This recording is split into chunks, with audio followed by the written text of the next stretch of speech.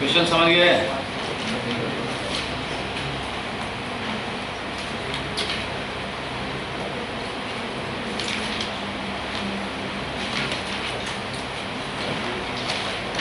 एक vector needs three quantity for its specification.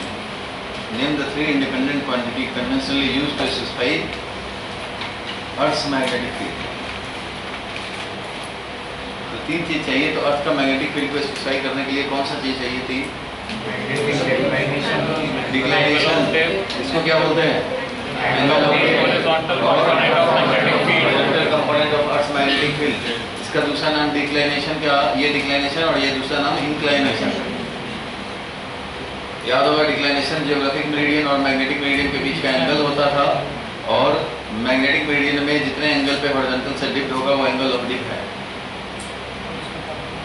इसलिए ये थ्री क्वांटिटी हो गया। सेकंड वाला पढ़ो जोर से, क्या लिखा है?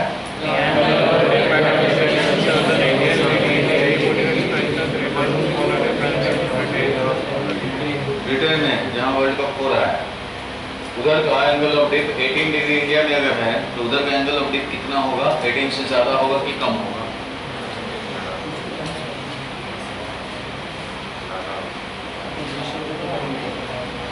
अरे इंग्लैंड में एंगल ऑफ डिप कितना होगा? कम होगा, 18 से ज्यादा होगा। इक्वेटर की तरफ कौन है? इंडिया ज्यादा इक्वेटर के पास है या ब्रिटेन है? इंडिया है। जितना इक्वेटर के पास हो गए उतना ही कम angle of dip, zero dip होगा। जितना ही पोल की तरफ जाओ, चाहे नॉर्दर्न पोल की तरफ जाओ चाहे साउथ में जाओ, उतना एंगल ऑफ डिप क्या होता है? बढ़ता जाएगा। तो इसलिए ब्रिटेन हमारा उतना क्लोज नहीं है इक्वेटर के जितना इंडिया है, तो इसलिए वहाँ पे एंगल ऑफ डिप का क्या होगा? देखो इस तरह से होता है, यहाँ जीरो डिप और जितना ऊपर जाओगे इसके डिप बढ़ता जाएगा, और नॉर्थ तक पहुँच जाओगे तो डिप का वैल्यू 90 डिग्री। इसलिए इंग्लैंड अगर ज़्यादा अवे है इक्वेटर से तो वहाँ पे एंगल ऑफ डिप ज़्यादा मिलेगा। As one moves from equator towards pole angle of dip increases, इसलिए ब्रिटेन पे ज़्यादा मिलेगा। आंसर देखो क्या लिखा है? Great Britain it is about 70 degree because Britain is closer to the magnetic north pole and dip increases as one goes from equator towards the magnetic pole. Pole की तरफ जाएंगे तो ज़्यादा होता जाएगा एंगल ऑफ डिप, वहाँ पर 70 degree का है और इंडिया के पास ओनली 18 डिग्री का है। ठीक है, जीरो हो जाता तो इक्वेटर पे हो जाता, मैग्नेटिक इक्वेटर पे आ जाते, लेकिन 18 डिग्री है तो इक्वेटर से थोड़ा अवे। सी वाला पढ़ो।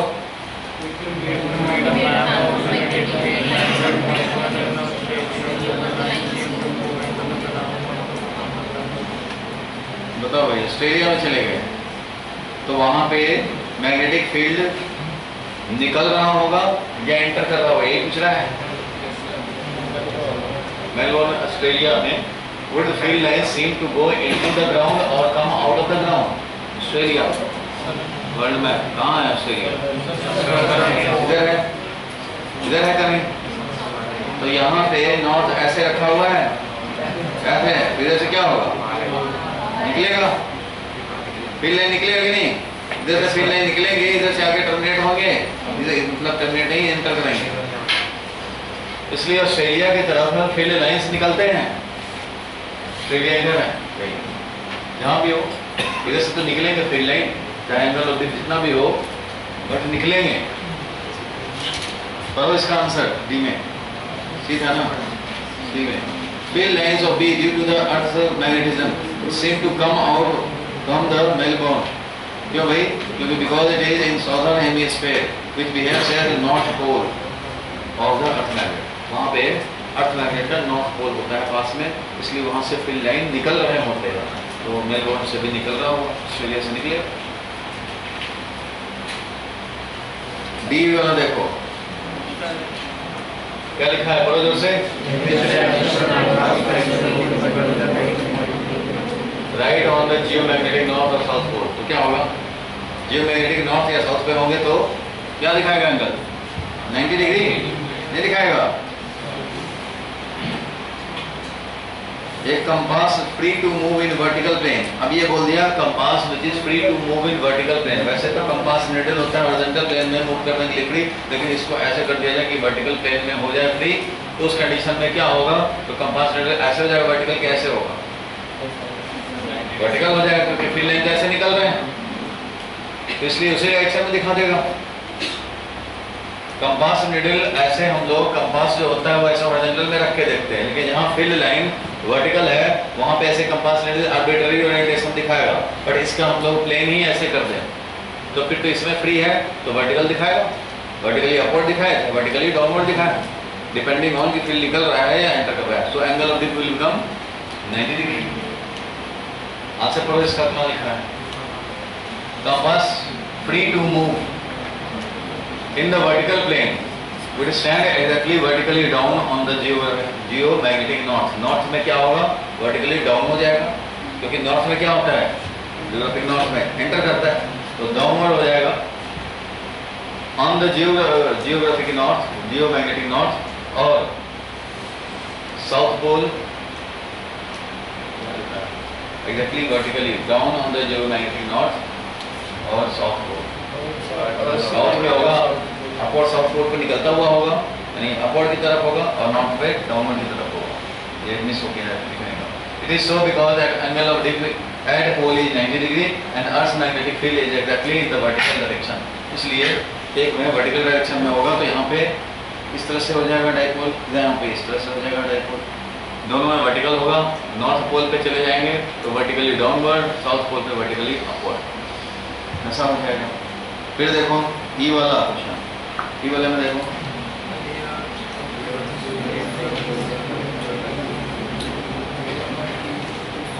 अर्थ फील्ड इज एक्सप्लेन्ड रफली approximated by field due to a dipole of magnetic moment 8 × 10⁻22 joule per tesla. ठीक है, located at the centre. Check the order of magnitude of this number in some वे।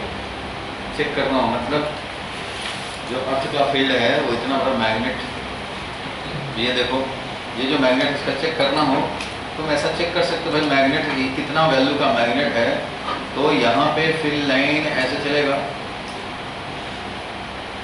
यहाँ पे हम लोग चाहे तो चेक कर सकते हैं मैग्नेटिक पोल पे ये इसका इक्वेटोरियल लाइन है, इक्वेटोरियल लाइन है, इक्वेटोरियल लाइन पे मैग्नेटिक फील्ड कितना हो जाएगा तो μ/4π, ये मैग्नेट इसका इक्वेटोरियल लाइन पे है तो m pole strength magnetic moment divided by r³ होता है।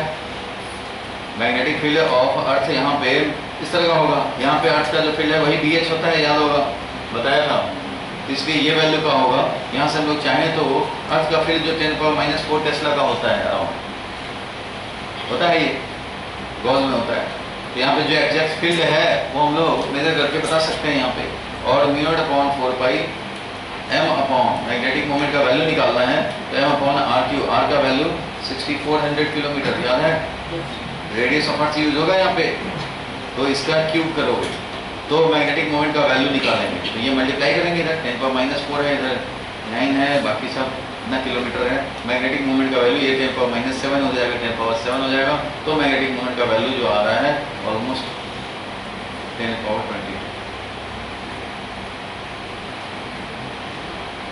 कैलकुलेट कर सकते हैं ना कि कितना बड़ा मैग्नेट रखा गया होगा, मतलब सपोज किया जाए सेंटर पे तो भाई जितना अर्थ का फील्ड है इक्वेटर पे उस ऑर्डर को रखो, यहाँ पे उस वैल्यू को रखो अप्रॉक्सीमेटली, तो हमें अंदाजा लग जाएगा किस ऑर्डर का है ये μ/4π 10⁻⁷ होता है, μ/4π 10⁻⁷ इधर जाएगा 10⁻7 हो जाएगा, और ये वैल्यू है देखो इधर 6400 किलोमीटर, ये भी जाके इधर मल्टीप्लाई होगा, मैग्नेटिक मोमेंट मिल जाएगा।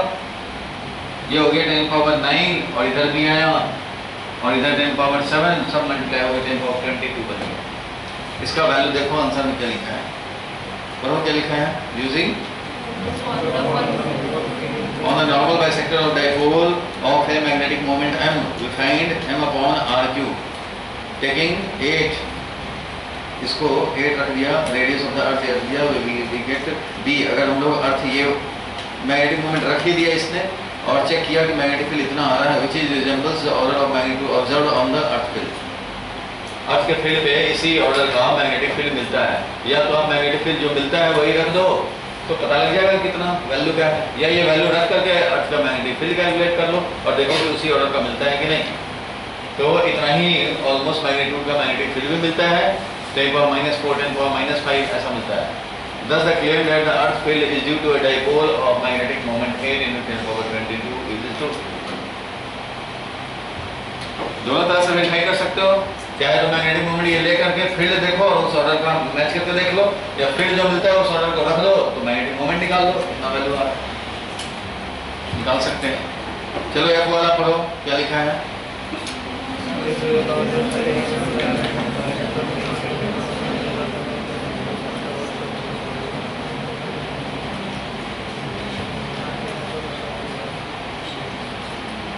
Besides the main magnetic north-south pole, there are several local poles on the Earth's surface oriented in different directions.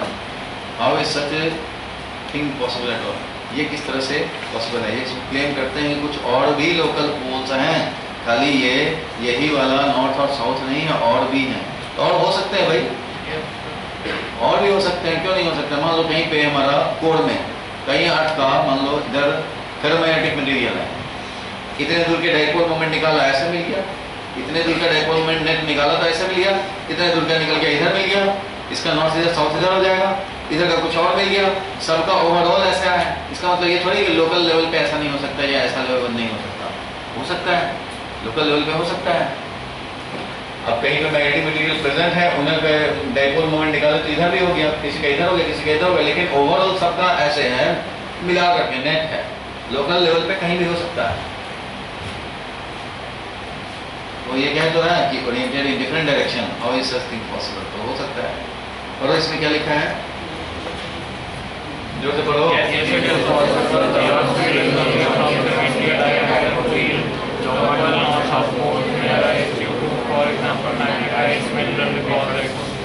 कहीं पे मैग्नेटाइज मिनरल डिपॉजिट्स हों, मैग्नेटिक सब्सटेंस जहाँ पे हो ज़्यादा, उस कंडीशन में मिल सकता है।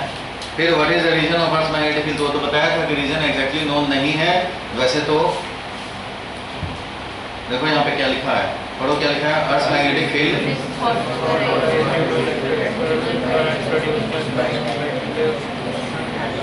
निकेल कोबाल्ट ये सब है, आयरन है in the core of the earth and it is known as dynamo, वो भी रोटेट कर रहे हैं, और भी बहुत सारे हैं, लेकिन exact reason is not known. लिख लो exact reason is not explain scientifically.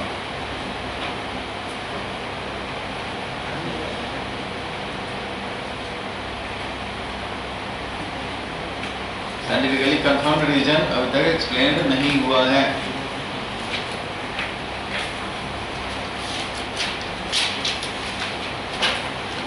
इसके बाद question number 5, how does magnetic field vary on different point on the magnetic equator and magnetic poles, किस तरह से वेरी करता है? इसके आंसर में एक मिस्टेक है, मिस्टेक निकालो, बाकी सब ठीक है, एक आंसर मिस्टेक है, स्पेलिंग मिस्टेक नहीं, कॉन्सेप्चुअल मिस्टेक निकालो जल्दी, जिससे पूछेंगे बताएगा।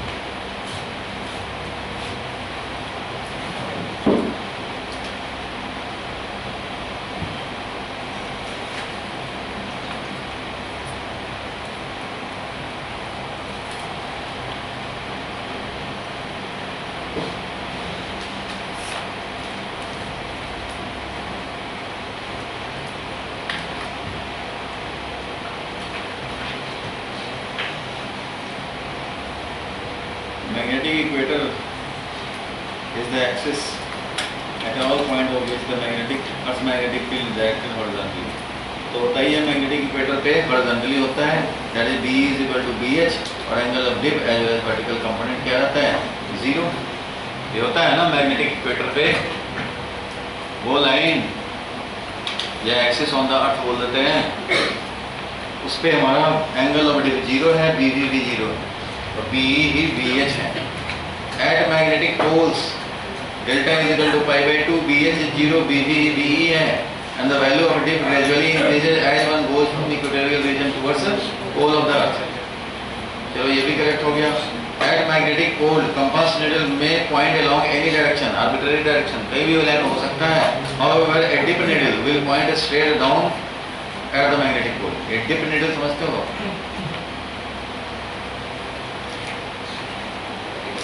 देखो, एक होता है डिप सर्कल. डिप सर्कल एक इंस्ट्रूमेंट है जो बताता है angle of dip. Dip circle में क्या होता है कि ऐसे मान लो ऐसा दिखाया जाता है 90 डिग्री जैसे क्लॉक में पीछे लगाते हैं ना 0 डिग्री और ये 90 12 o'clock 3 o'clock 6 o'clock 9 o'clock ऐसे करते हो. वैसे ये 90 डिग्री है 0 है इस तरह से बना हुआ है. 30 डिग्री वाला भी बना हुआ है 60 डिग्री वाला भी है. ये 30 वाला हो गया ये 60 वाला हो गया. इस तरह से बने हुए हैं और ये पीछे से चिपका रखा है इस पे और यहाँ पे कंपास निडल लगा दिया और ये वर्टिकल प्लेन में इसको रखा जाता है. कंपास निडल को हॉरिजॉन्टल प्लेन में मूव कराते हैं. इसी को ऐसे कर दिया पीछे का डिजाइन बदल दिया. पीछे क्या हो गया तो ये बना हुआ और इसमें अब कंपास निडल है. कंपास निडल में से निडल निकालो तोड़ के और उसको हॉरिजॉन्टल के बदले वर्टिकल प्लेन में फ्री करो मूव करने के लिए.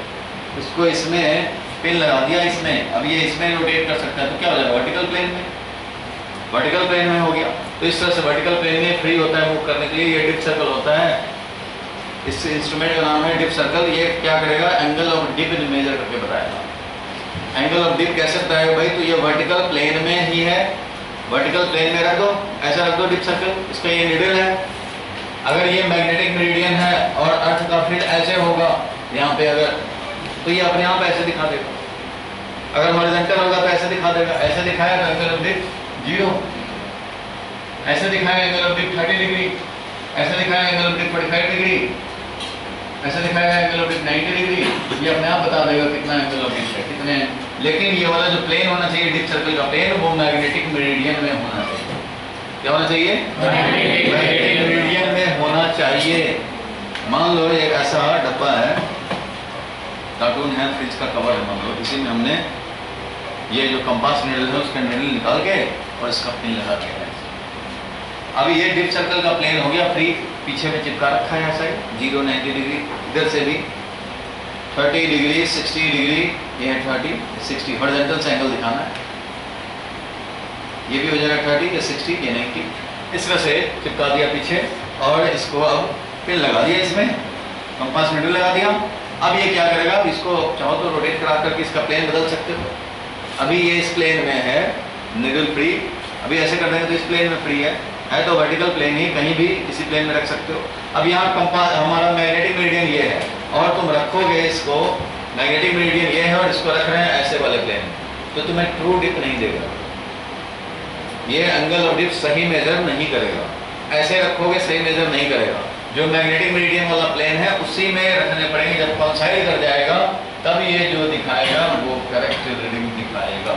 डिप सर्कल का डिटेल तुम्हें सीबीएसई में पढ़ना नहीं है. इंटर वालों को मैं इसका डेरिवेशन और फॉर्मूला से बता दूंगा. लेकिन अभी के लिए सीबीएसई में बस इतना जानना है तुम्हें कि डिप सर्कल एक ऐसा इंस्ट्रूमेंट है जो वर्टिकल प्लेन में कंपास निडल को वर्टिकल प्लेन में इस निडल को मूव करने को फ्री छोड़ता है. और इससे जब हमारा डिप सर्कल का प्लेन जब कॉन्साइड कर जाए मैग्नेटिक मेरिडियन में तो उस समय जो रीडिंग आएगा वो उस प्लेस का ट्रू डिप होगा. इतना ही समझो बस. सीबीएसई में इससे ज़्यादा ज़रूरत नहीं है. मैंने एक स्कूल टीचर से पूछा था डिप सर्कल है कि नहीं. बोला उन्होंने किस बार नहीं मतलब नहीं है. इसलिए स्कूल में हुआ भी नहीं होगा. तो पहले ये लिख लो बस. Dip circle is an instrument. एक सेंटेंस लिखवा देता हूँ. इज एन इंस्ट्रूमेंट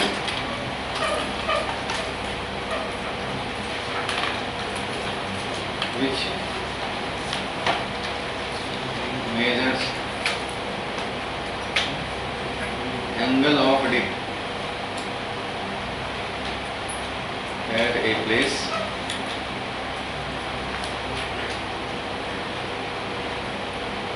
और delta is equal to angle of dip हो जाएगा. रीडिंग इसका equal to reading plane of dip circle.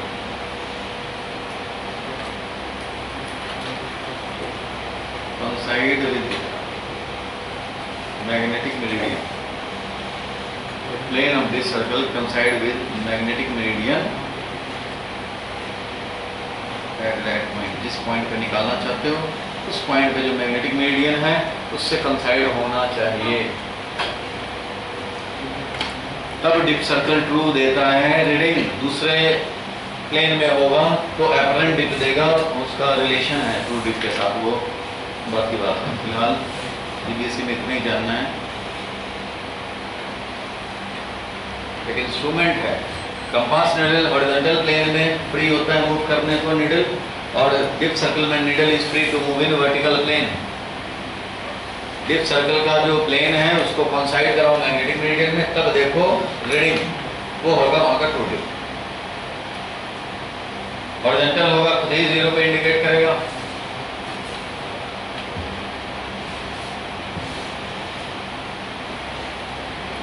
तो at magnetic pole compass needle में point along any direction. Pole पे कंपास निडल तो किसी भी डायरेक्शन में अलाइन होता है। However, a dip needle will point straight down at the magnetic pole. Straight down, not pole पे, straight up, south pole. वही है, कंपास निडल वर्टिकल प्लेन में फ्री कर दो तो वो डिप सर्कल बन गया। बस उसका बैकग्राउंड चेंज करने की जरूरत है, बैकग्राउंड चेंज कर दो तो डिप सर्कल बन गया। ये हो गया। The angle of declination is greater at a higher altitude and smaller near equator.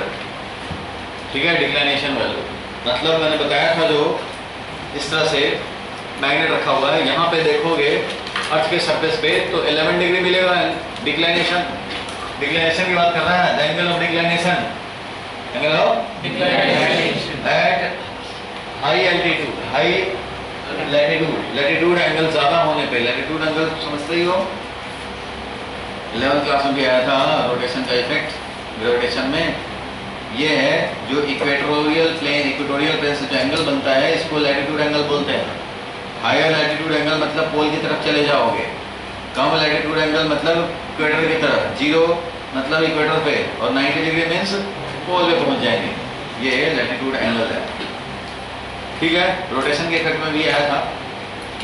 तो ये मैंने बताया था कि यहाँ पे अगर अर्थ के सरफेस पे ऐसे रहो यहाँ पे, तो यहाँ डिक्लाइनेशन था ऑलमोस्ट 11 डिग्री।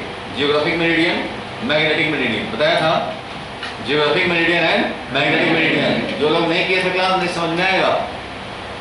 और जैसे जैसे ऊपर जाओगे, इसी पे ऊपर जाए, इस पे इधर जाए तो डिक्रीज होता जाएगा, डिक्रीज होता जाएगा, यहाँ 0 हो जाएगा, फिर यहाँ से यहाँ होगे 11 डिग्री मिल जाएगा, फिर यहाँ से यहाँ होगे 0 मिल जाएगा। लेकिन यहाँ पे चलो 11 डिग्री है तो इसके ऊपर जब जाओगे पोल की तरफ इसी लाइन पे तो 11 से बढ़ता जाएगा, यहाँ से बढ़ता जाएगा ये वाला मेरिडियन और ये वाला मेरिडियन। अब ये एंगल ऑफ डिक्लाइनेशन बढ़ता जाएगा, ठीक है। अभी देखो लास्ट सेंटेंस फिर से हम लोग पढ़े, the angle of declination is greater at higher latitude and smaller near equator. Near equator पे जो भी होगा स्मॉलर है, उससे जितना ऊपर जाओगे उतना ही बढ़ता जाएगा। The value of declination in India is small being only 0.0 degree 41 minute east and Delhi में है, और 0 degree 58 minute west, very small declination, very small declination है। चलो इन सब का इनको कोई रखने वाली बात है ये, बस और कुछ नहीं कर सकते इसका। मतलब ये है कि अर्थ के सरफेस पे, मान लो ये अर्थ का सरफेस है और इंडिया जिस तरफ है समझो कि मैग्नेट भी वैसे ही है। अगर यहाँ पे इंडिया है तो समझो मैग्नेट ऐसे है, तब ना डिक्लाइनेशन वैल्यू वेरी स्मॉल है, ऑलमोस्ट 0 डिग्री 1 डिग्री से कम है।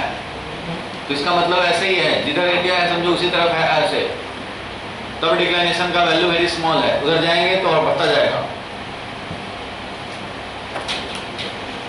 तो ये सब इंफॉर्मेटिव बात था।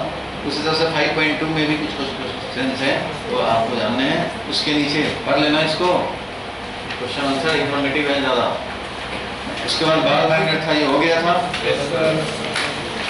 State reason of magnetic effect of in the magnetic material, ये भी आज का क्लास अगर किया था।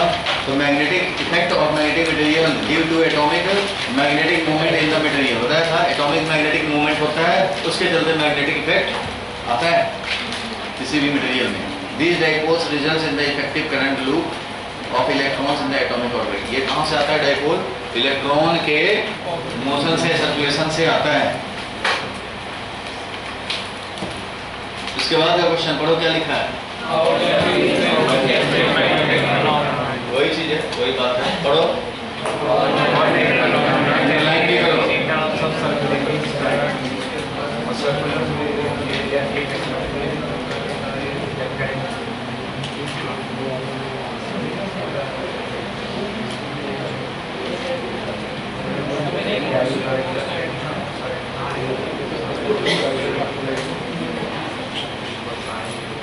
हाँ हाँ, उठा लो पानी का बोतल।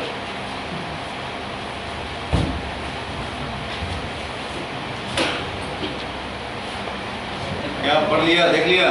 डाउट तो नहीं इसमें? जितने भी मैग्नेटिक फिनोमेना हैं वो किस बेसिस पे हैं? एटॉमिक मैग्नेटिक मोमेंट के बेसिस पे हैं। एटॉमिक मैग्नेटिक मोमेंट क्यों है? इलेक्ट्रॉन को रिवॉल्व करने के चलते हैं। जब भी इलेक्ट्रॉन रिवॉल्व करेगा तो करंट कंस्यूट करेगा, current constitute magnetic moment, magnetic moment से एटॉमिक मैग्नेटिक मोमेंट और उससे ओवरऑल मटेरियल का मैग्नेटिक मोमेंट। तब ये मैग्नेटिक फील्ड में इधर हो जा रहा है, इधर हो जाए, क्योंकि मैग्नेट टॉर्क लगा रहा है।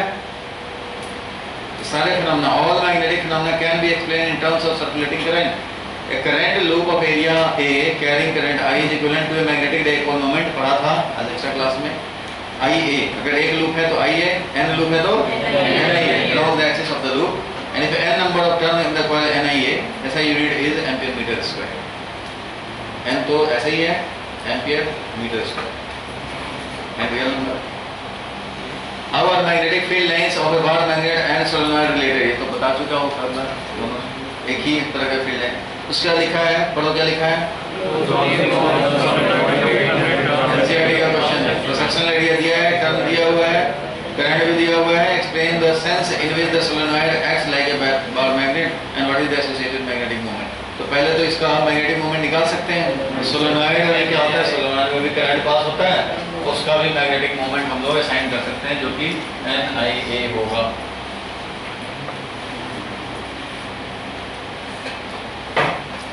किस सेंस में ये लाइक ए बार मैग्नेट है? तो जितने भी मैग्नेटिक इफेक्ट है उस मामले में तो ये बार मैग्नेट की तरह ही काम कर सकता है, बार मैग्नेट वाला फील्ड प्रोड्यूस कर सकता है, बार मैग्नेट की तरह इस पे टॉर्क लग सकता है और ये अलाइनमेंट दिखा सकता है, सब कुछ वैसा ही काम करेगा। The axis of A solenoid acts like the axis of the bar magnet.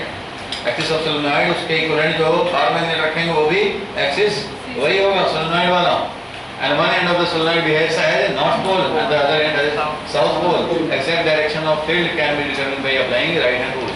ऐसे अप्लाई करेंगे राइट हैंड रूल, ये है बताएगा किधर नॉर्थ किधर साउथ। ऐसे है तो ये नॉर्थ इधर साउथ, समझ गए? उसके नीचे तो मैग्नेटिक प्रॉपर्टीज हो चुका था। Bar magnet, axial line, equatorial line हो गया था। 67 नंबर पेज।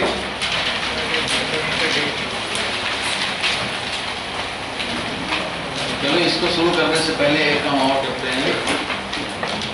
इसको कैसे करना है इसलिए मैंने जानबूझ के लिख दिया है कि टाइम थोड़ा सेव हो इसके लिए। डेरिवेशन ये बड़ा है, थोड़ा समझने पड़ेंगे। बड़ा डेरिवेशन है इस सेंस में कि बड़े सारे रिप्लेसमेंट करने हैं इसमें। ध्यान से समझो, बोलो मत बीच में। करंट कैरिंग वायर है, मान लो AB, ये भी करंट कैरिंग वायर है। इसके चलते P पॉइंट पे मैग्नेटिक फील्ड निकालने हैं। याद होगा बायट-सावर्ट लॉ से हम लोग dV निकाल सकते हैं। dV तो निकल जाएगा बायट-सावर्ट लॉ से, लेकिन इसके बाद में इंटीग्रेट करने पड़ेंगे। dV करके इंटीग्रेट करोगे तो जाकर मिलेगा net field at point P। ऐसा होता था। अब ये बायट-सावर्ट लॉ के अकॉर्डिंगली हम लोग एक एलिमेंट लेकर के P पॉइंट पे क्या निकालेंगे? dV। क्या निकालेंगे? dV। तो एक हमने करंट कैरिंग एलिमेंट ले लिया, ऐसे डायग्राम बना लिया। देखो ये परपेंडिकुलर लाइन ड्रॉ कर दिया, यहाँ से परपेंडिकुलर लाइन तुम मत दिखाओ भाई, परपेंडिकुलर लाइन ऐसा ड्रॉ कर दिया। अब इधर वाले एंड के लिए एंगुलर पोजीशन मैंने बताया था ϕ1 है, तो इधर वाले एंड के लिए एंगुलर पोजीशन ये ϕ2 है। अब एक एलिमेंट ले लिए, यहाँ पे आइडियल करंट कैरिंग एलिमेंट है और ये हो गया R वेक्टर। ये क्या हो गया? R। अब ये DL क्रॉस R, क्योंकि आइडियल तो इधर है, DL का डायरेक्शन इधर है। DL क्रॉस R करोगे तो वहाँ पर फील्ड का डायरेक्शन मिलेगा। ये स्क्रू लगाया, इधर है DL, इधर है R, स्क्रू लगाया, DL से R की तरफ घुमाया, DL क्रॉस R से स्क्रू बंद हुआ और इस डायरेक्शन में मिला क्रॉस में। वैसे भी पता है तुम्हें ये DL है, ये करंट डायरेक्शन है, तो ये वाला है फील्ड डायरेक्शन, क्रॉस में मिलेगा। ऐसे ही तो होता है यहाँ पे ऐसे। DL R, DL cross R। तो बंद हुआ या राइट हैंड थंब रूल, अगर थंब रख दे परपेंडिकुलर टू द प्लेन तो ये देख रहे हो R से DL जा रहा है, इसका मतलब ये डायरेक्शन करेक्ट नहीं है। इधर R इधर DL, हमें तो DL क्रॉस R चाहिए, तो DL क्रॉस R चाहिए तो इधर से तो नहीं मिलेगा, ऐसे करोगे तो मिलेगा DL से R की तरफ, तो ये मिलेगा। अगर ऐसे रख करके तुम्हें R से DL जा रहा है, तुम्हें चाहिए DL क्रॉस R, तो R क्रॉस DL ये होता, R क्रॉस DL ये होता, तो DL क्रॉस R इसके अपोजिट में, दैट इज क्रॉस। तो क्रॉस में फील्ड है, यहाँ का भी फील्ड देखोगे तो क्रॉस में मिलेगा, क्योंकि ये बन जाएगा DL, ये बनेगा R। एक एलिमेंट का मिल जाए तो सबका मिल जाएगा। यहाँ भी देखोगे ये DL है, ये R है, स्क्रू लगाओगे DL से स्मॉलर एंगल के थ्रू R को घुमाओगे, इसको बंद होगा, क्रॉस में जाएगा, या थंब से दिखाओगे तो DL से R की तरफ।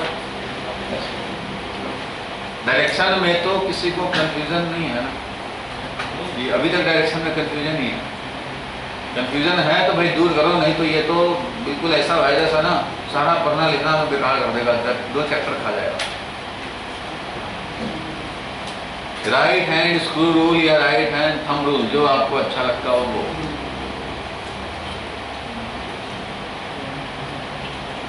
ठीक है, एक्सीडेंट वाले बंदे तो वहां तो राइट हैंड भी नहीं निकलेगा।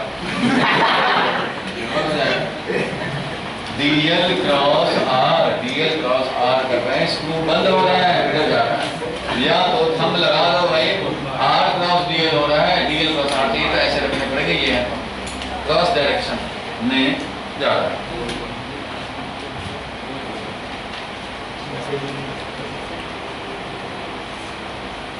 देखो ऐसा होता है, इसके आगे बढ़ने से पहले ये बताऊं, कई बार ऐसा होता है ना कि क्लास जो होता है उसमें 90% ही समझ में आया, 10% नहीं समझ में आया, कई बार ऐसा होता है। तो ये 10% जो नहीं समझ में आया ना किसको, तो इसके बाद बच्चे ने क्या रिस्पॉन्स किया, इसके लिए वो मैटर करता है। ये तो सब करते हैं, ये कोई 80% समझ लेता है, कोई 90% समझ लेता है, कोई 100% समझ लेता है, तो 4 दिन के बाद फिर ये 90% हो जाता है। आज 100% समझ गया तो 4-5 दिन 10 दिन के बाद फिर वो 90% हो जाता है। 90% किसी को स्टार्टिंग में ही क्लास के दिन ही 90% समझ में आया, 10% समझ ही नहीं आया, या 80% समझ में आया, 20% नहीं समझ में आया। तो फर्क इसमें नहीं है, ये तो सबके साथ होता है, फर्क सिर्फ इसमें है कि स्टूडेंट ने इसके लिए क्या किया। यही घोड़े और गधे में डिफरेंस करता है। जो लोग ये समझ करके बैठ जाते हैं कि 80% समझ में आ ही गया, हाँ ठीक है 80% तो आ गया, चुपचाप से बैठे हुए हैं, आ रहे हैं जा रहे हैं, वो फिजिक्स से दूर होते जा रहे हैं। जो इस पे एफर्ट, यही तो है मेन, ये तो सबके पास है, ये है मेन, इसके लिए आपने क्या किया, ये आपको धीरे धीरे खा जाएगा, धीरे धीरे आपका फिजिक्स गोल कर देगा। ये आज नहीं क्लियर हुआ तो ये गोल कर देगा, इसको क्लियर करने पड़ेंगे, इसके लिए आपको रिवीजन करने पड़ेंगे, थोड़ा सा कंसेप्ट में देखने पड़ेंगे, घर जाके एक बार रिवाइज करोगे तो 10% ओवरकम हो जाएगा।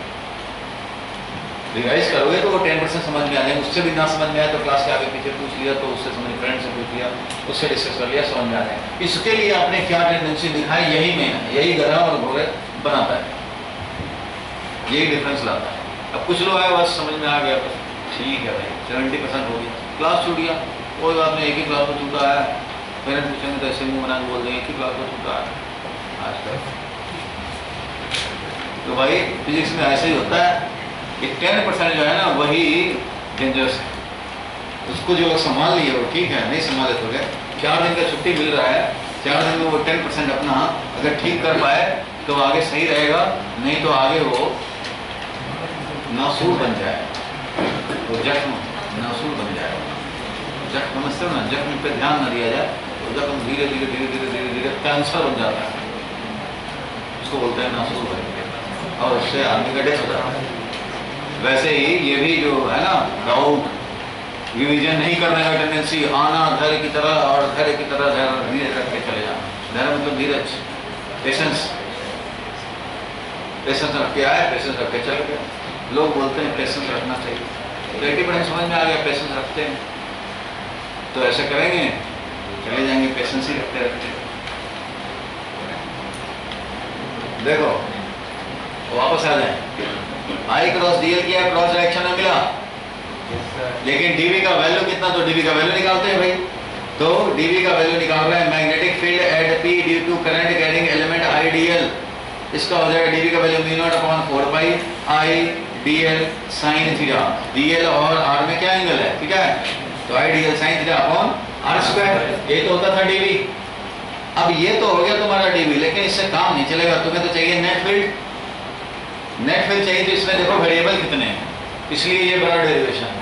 इसमें वेरिएबल कितने हैं, तो कांस्टेंट है आई है, डीएल वेरिएबल है, डीएल वेरी तो तुम्हें सिर्फ एंगल कर सकते हो, यहाँ पे फाई एंगल लिया, मान लो डी फाई एंगल वेरी करा के एलिमेंट लिया, ये फाई एंगल है डी फाई, ये फाई का एलिमेंट डालते हो -φ2 to φ1 या -φ1 से φ2 ऐसा डालते हो।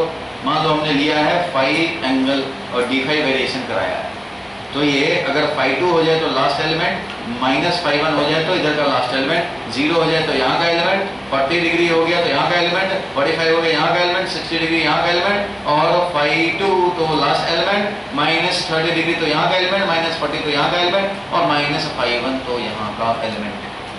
That is phi will vary from -φ1 to φ2, और ये पूरा करंट कैरिंग वायर कवर हो जाएगा। फाई पे लिया डी फाई वेरी करा करके, अब ये डीएल और ये थीटा एंगल बना रहा है, हमें फाई के टर्म में चाहिए भाई, तो ये थीटा को कन्वर्ट कर सकते हैं, 90 डिग्री है तो theta plus phi is equal to 90 degree, इसलिए नेक्स्ट स्टेप में इस थीटा को फाई के फॉर्म में कन्वर्ट कर देंगे, sine 90 minus phi, sine 90 minus phi, ऐसा कर सकते हैं। अब देखो और क्या है, तो डीएल नहीं चाहिए, मेरा सिर्फ एक वेरिएबल है वो है फाई, फाई के टर्म में चाहिए, ये एल डीएल भी है, ये फाई के टर्म में लिखो, ये आर है ये भी फाई के टर्म में लिखो, ये थीटा है ये भी फाई के टर्म में लिखो, ये सब हमें फाई के टर्म में चाहिए, तब जाके हम लोग लिमिट डालेंगे फाई का और इंटीग्रेट कर पाएंगे, इसलिए ये चक्कर है। डीबी तो लिख लिया आराम से, ये थीटा तो फाई में कन्वर्ट हो गया, 90 माइनस फाई कर दिया, अब डीएल को भी लिखने पड़ेंगे। अब देखो ध्यान से, ये एल है और ये डी है, ये परपेंडिकुलर डिस्टेंस डी है और ये क्या है एल है, हमें डीएल चाहिए, तो इस पाइथागोरस थ्योरम में लिख सकते हैं, बोर्ड में देखो, इस पाइथागोरस थ्योरम में लिख सकते हैं D square plus L square is equal to R square, या फिर सीधा हम लोग फाई के टर्म में लिखना है तो फाई को इन्वॉल्व करो, तो ये हो जाएगा sine phi is equal to या टेन फाई में आएगा ये डी और ये आएगा एल, टेन फाई लिखेंगे, tan phi is equal to ये हो गया एल अपॉन डी हो जाएगा, तो टेन फाई का वैल्यू लिखेंगे एल अपॉन डी, और एल अपॉन डी लिखा तो एल आ गया हमें डी टेन फाई, एल क्या हो गया डी टेन फाई, तो डीएल चाहिए हमें, तो फाई के रिस्पेक्ट में डिफरेंशिएट करें, DL by D phi is equal to D constant है sec square phi, tan phi का क्या होगा सेक स्क्वायर फाई, इसलिए डीएल का वैल्यू क्या हो गया D sec square phi D phi. अब डीएल को कन्वर्ट कर दिया फाई में, ये रिप्लेस करेंगे वहां पे, चलो डीएल का इंतजाम हो गया, थीटा का इंतजाम हो गया, अब आर का, अब आर चाहिए हमें फाई के टर्म में, तो भाई ये आर है ये डी है, ये तो गिवन है, ये तो हमें पता है परपेंडिकुलर डिस्टेंस, ये आर है, इसको इन्वॉल्व करने वाला कौन होगा, तो cos phi is equal to ये वाला चाहिए ये वाला चाहिए और ये वाला चाहिए, तो cos फाई लिया D upon R, cos phi लेंगे तो डी अपॉन आर, इससे मिल जाएगा हमें आर का value D upon cos phi यानी डी सेक फाई, ये मिल गया, ये भी रिप्लेसमेंट करेंगे, ठीक है। अब देखो बोर्ड पे म्यू नॉट अपॉन 4 पाई लिख दिया, बोर्ड पे ध्यान रहे, आई का वैल्यू आई रखने दिया, डीएल को लिखा, डीएल क्या था D sec square phi D phi, D sec square phi D phi, और साइन थीटा को लिख दिया साइन 90 माइनस फाई, और ये आर स्क्वायर को आर का वैल्यू मिल चुका है कितना डी सेक फाई, तो डी सेक फाई रख दिया और स्क्वायर कर दिया। अब इसको ये तो डीवी हुआ, इस डीवी का वैल्यू देखो म्यू नॉट अपॉन 4 पाई आई, यहाँ पे देखो सेक स्क्वायर फाई है, इधर भी सेक स्क्वायर फाई है, कैंसिल हो जाएगा, डी है इधर डी है इधर डी स्क्वायर है, तो एक डी से एक डी कैंसिल होगा, नीचे एक डी बच जाएगा आई अपॉन डी, और बाकी ये है sine 90 minus phi cos phi, और ये बच गया D phi, sec square phi तो कैंसिल, तो ये सिंपली बच गया, ये है डीवी, और इंटीग्रेट करने हैं डीवी को यानी कि cos फाई डी फाई को कहां से कहां तक -φ2 से लेकर के φ1 तक, -φ2 से φ1 तक या -φ1 से φ2 तक, जो भी करो, -φ1 से φ2 भी कर सकते हैं, चाहे -φ2 से φ1 कर सकते हैं। यहाँ पे इधर एंगल लिए हो तो तुम ऐसा करो -φ1 से φ2 कर दो, इसको कर दो माइनस φ1 से φ2, रिजल्ट दोनों में सेम आएगा। माइनस φ1 से मान लो φ2 कर दिया।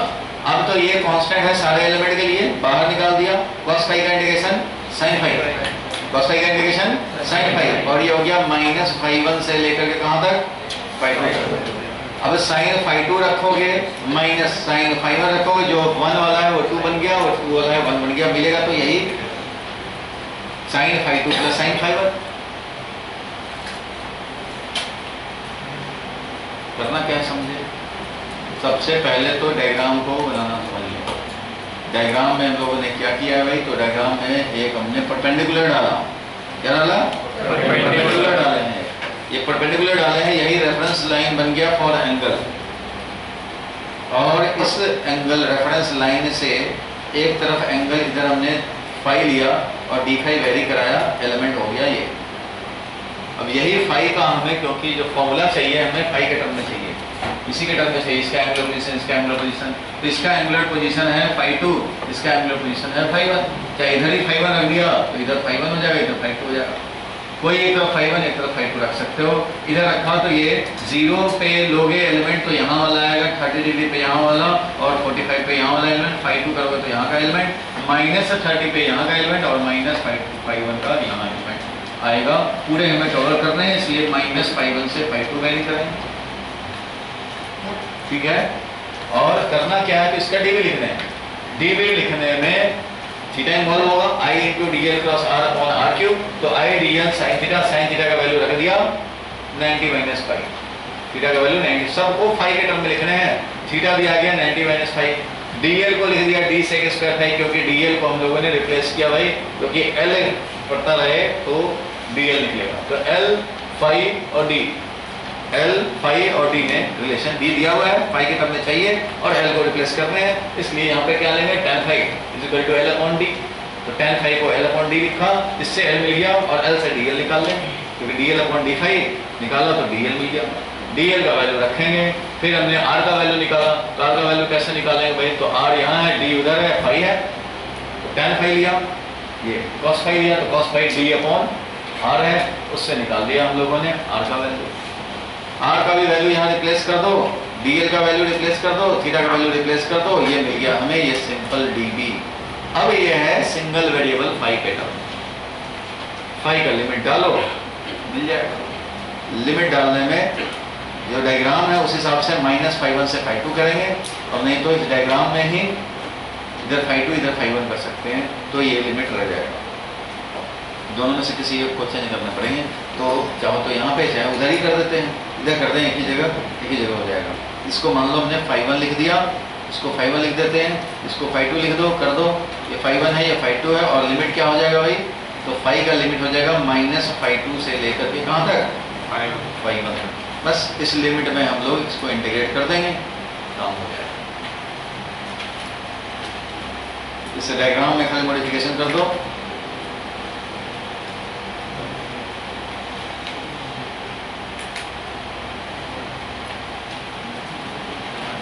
ये 3 मार्क्स का डेरिवेशन है, समझ में आया क्या हुआ। डीवी लिखा, उसमें 3 वेरिएबल थे, थीटा हटाओ, डीएल हटाओ, आर हटाओ, सबको इन टर्म्स ऑफ फाई लाओ। इन टर्म्स ऑफ फाई लाने के लिए कुछ ट्रायंगल कंसीडर करने पड़े, डिफरेंशिएट करके डीएल भी लाने पड़े, और तब रिप्लेसमेंट मारो और इंटीग्रेट करो। लॉजिक तो यही है, ठीक है। 3 मार्क्स का है। कितने लोग समझे? जो नहीं समझे वो पूछ लो भाई, कहाँ नहीं समझे, बोलो कहाँ नहीं समझे। थीटा को 90 माइनस फाई ऐसे किया कि ये ट्रायंगल है, ये 90 डिग्री है, टोटल एंगल 180 होता है, इसमें से ये 90 है, तो ये दोनों मिल करके थीटा प्लस फाई होकर के 90 डिग्री होगा, इसलिए थीटा का वैल्यू 90 डिग्री माइनस फाई है, क्योंकि दोनों मिल करके 90 डिग्री बनेगा। समझ गए? इसको लिख लेना वहाँ पे, इसीलिए डेरिवेशन बहुत टाइम मांगता है, लिखोगे इसको लिखने में और ज़्यादा टाइम लगेगा। चलो वापस आ जाएं 67 नंबर पेज, घर पे जाके लिख लेना उसको, आता है स्कूल में, बड़ा इंपॉर्टेंट है। आर्क वाला चाहे ये वाला स्ट्रेट वायर वाला फॉर्मूला डिराइव करना। What is magnetic intensity H? क्या क्वेश्चन पढ़ो। H क्या होता है? तो ये H समझे हम लोग magnetic intensity. Magnetic field inside the solenoid क्या होता है? म्यू नॉट N पता है inside the solenoid magnetic field. H क्या है वो समझेंगे। इस तरह से इसको हम लोग समझ सकते हैं एनालिसिस के लिए। B जो होता है किसी भी एयर में या वैक्यूम में B is equal to mu naught into H होता है। मीन्स जो मैग्नेटिक फील्ड तुमने कहीं भी देखा उसमें एक परमेबिलिटी आता है और बाकी कुछ आता है, वो कुछ जो है वही H। कहीं भी मैग्नेटिक फील्ड देखोगे म्यू नॉट अपॉन 4 पाई और M अपॉन R क्यूब मान लो, इसके लिए मैग्नेट के लिए कोई करंट कैरिंग वायर के लिए mu naught upon 4 pi I into dl cross R upon R cube, ये सब आएगा। सिर्फ मीडियम का परमेबिलिटी छोड़ दो, बाकी सब है H। H ही वो रीजन है जिसके चलते फील्ड है। अदरवाइज मीडियम का परमेबिलिटी लेकर तो हर मीडियम है अपना अपना परमेबिलिटी लेकर बैठा हुआ है। जब H आएगा तो फील्ड आएगा। परमेबिलिटी तो हर जगह है कुछ ना कुछ, चाहे वैक्यूम हो चाहे कोई मीडियम हो, सबका अपना अपना परमेबिलिटी है। लेकिन परमेबिलिटी होने से तो मैग्नेटिक फील्ड नहीं हो जाएगा। मैग्नेटिक फील्ड के लिए H चाहिए। H मतलब जो बाकी हैं सब H ही हैं, मिलाकर के कलेक्टिवली वो H है, और वो H है तो B है। तो magnetic field is equal to mu H है। किसी भी पॉइंट पे अगर H निकालना हो तो वो H क्या है भाई? तो magnetic field upon mu naught, mu permeability field upon permeability ratio is H। ऐसे समझ सकते हैं समझने के लिए, एनालिसिस के लिए, कि ये हमारा रीजन है और ये इफेक्ट है in terms of magnetic field का एस्टेब्लिशमेंट हुआ इस रीजन से हुआ। अगर M इंटू I अगर इसमें सोलेनॉइड में बोले तो सोलेनॉइड में मैग्नेटिक फील्ड क्या होता है? Mu naught into Ni। अब बताओ I जीरो हो जाए तो सोलेनॉइड में कोई मैग्नेटिक फील्ड होगा? नहीं होगा। N जीरो हो जाए मतलब लूप ही नहीं हो, नंबर ऑफ टर्न पर लेंथ जीरो, लूप ही नहीं है तो भी मैग्नेटिक फील्ड नहीं सेट होगा, है ही नहीं कुछ, तो मैग्नेटिक फील्ड नहीं सेट होगा। इसलिए ये कलेक्टिवली ये H है, ये समझो रीजन है, ये इफेक्ट है, ऐसा समझ सकते हैं। So H at any place is ratio of magnetic field and permeability. B is equal to B naught is equal to B naught into H बोलते हैं एयर या वैक्यूम का फील्ड, और B किसी दूसरे मीडियम की बात करें तो उस मीडियम का म्यू इंटू H। पढ़ो लिखा क्या है इसमें, क्या लिखा है पढ़ो। Magnetic field eight A given point B not, then we define term magnetic intensity H is equal to B naught upon mu naught, where mu naught is magnetic permeability of free space. As an example, if magnetic field inside a solenoid is mu naught into Ni, then magnetic intensity H होगा वो Ni होगा। ऐसा unit of magnetic intensity is ampere per metre. N into I, N है मान लो 10 पर metre और I है 2 ampere, तो ये हो गया 20 एम्पियर पर मीटर H का वैल्यू। कुछ समझ में आया? N इंटू I, किसी एक को पकड़ के वहां से यूनिट निकाल लिया तो सोलेनॉइड के अंदर भाई मैग्नेटिक फील्ड होता है तो H का वैल्यू Ni है, तो Ni है तो N का वैल्यू 10 पर मीटर और एम्पियर, करंट का वैल्यू 2 एम्पियर है, 20 एम्पियर पर मीटर। H का मीनिंग समझ में आया? मीनिंग परमेबिलिटी छोड़ के बाकी जो हैं बायोट सॉर्ट हो या कोई भी हो, किसी के चलते फील्ड है तो भाई परमेबिलिटी मल्टीप्लाइड बाय समथिंग है, वो समथिंग क्या है? H है, वही है हमारा मैग्नेटिक इंटेंसिटी। अब देख रहे हैं मैग्नेटाइजेशन, क्या देख रहे हैं? चलो मैग्नेटाइजेशन देखते हैं।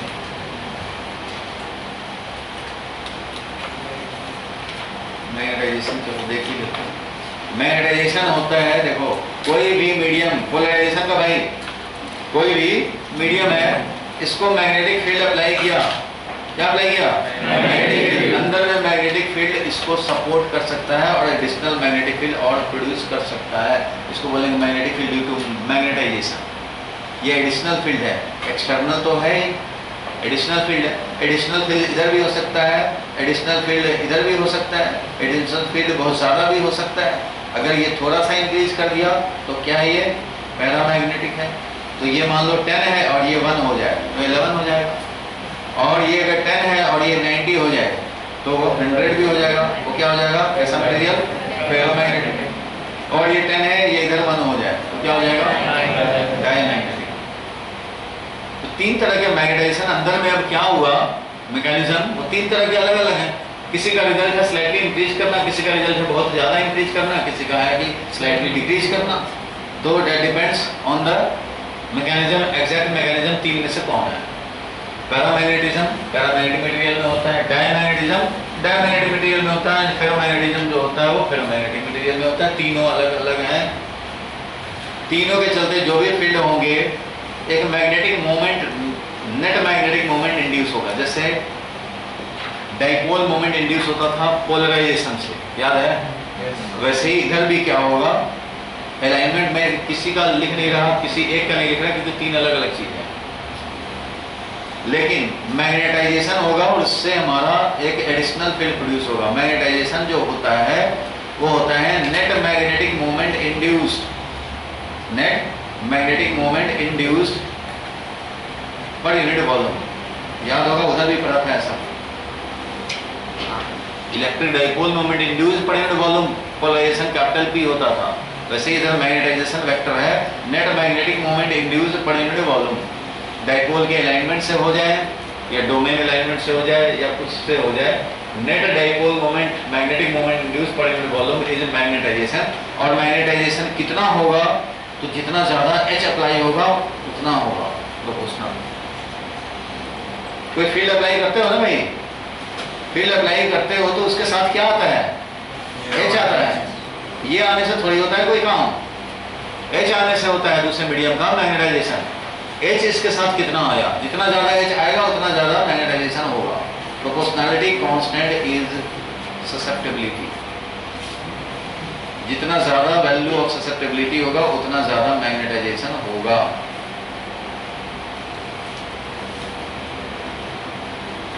पढ़ो पहले सेंटेंस क्या लिखा है?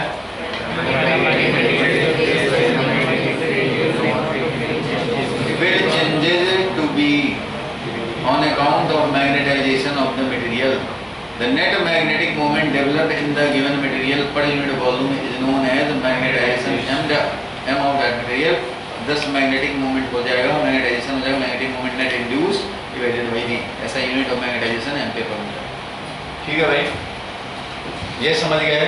अंदर में 3 तरह का होगा, net magnetic moment induced per unit volume is magnetisation vector, और ये होगा प्रोपोर्शनल टू H। ये लिख लो, chi into H, chi is susceptibility।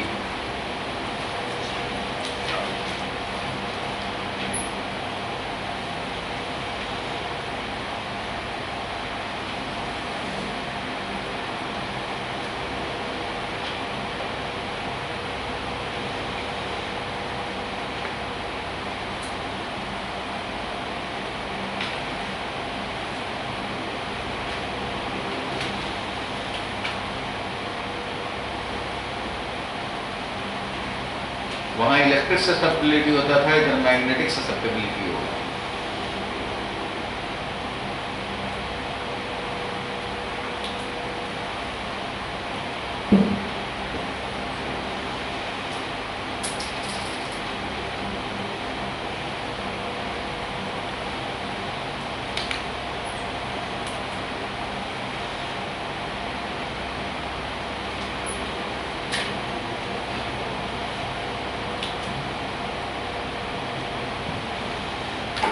Magnetisation के डिटेल हम लोग तीनों अलग अलग टाइप के मटेरियल जब पढ़ेंगे तब समझ में आएगा। अभी तो बस सिंपल इंट्रोडक्टरी बात के अंदर में कुछ होगा तो मैग्नेटिक मोमेंट इंड्यूस होगा।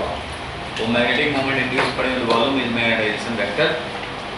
जितना ज़्यादा H उतना ज़्यादा मैकेनिज्म स्ट्रांगली होगा, उतना ज़्यादा मैग्नेटाइजेशन समझा जाएगा। ज्यादा ससेप्टिबिलिटी का मतलब क्या हुआ? सेम H के लिए ज्यादा मैग्नेटाइजेशन। अगर 2 मीडियम है, एक का ससेप्टिबिलिटी लो है, एक का ससेप्टिबिलिटी हाई है, तो सेम H दोनों में अप्लाई किया तो जो हायर ससेप्टिबिलिटी वाला होगा ज्यादा मैग्नेटाइज होगा।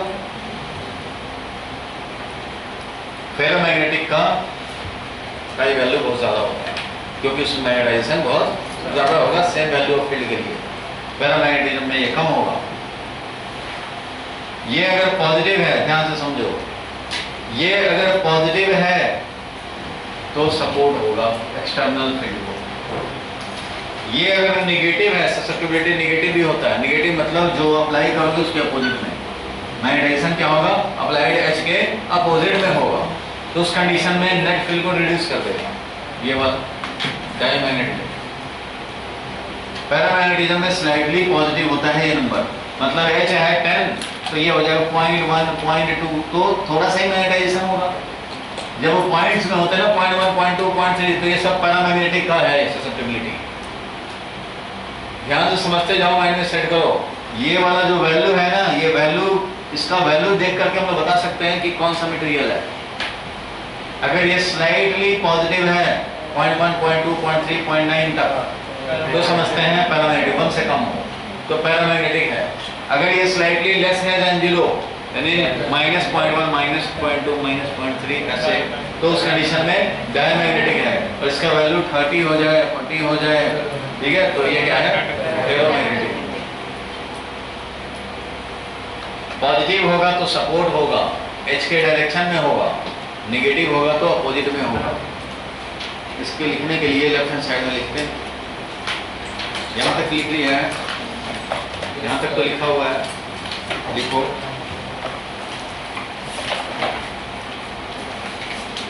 वैल्यू ऑफ, नोट का point, value of chi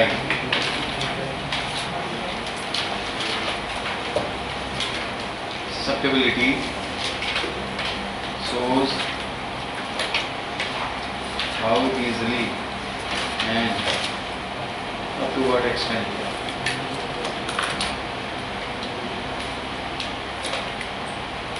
the material can get magnetized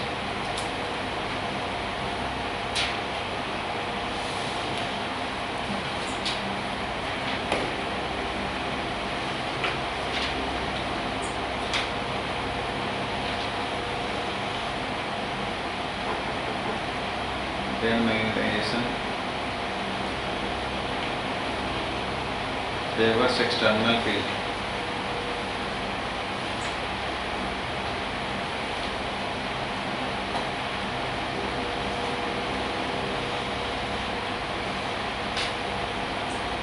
And the net field B increases, B is greater than B naught, B हो जाता है greater than B naught.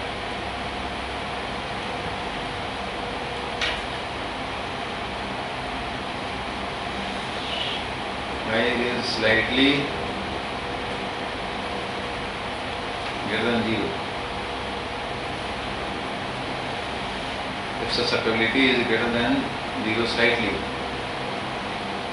then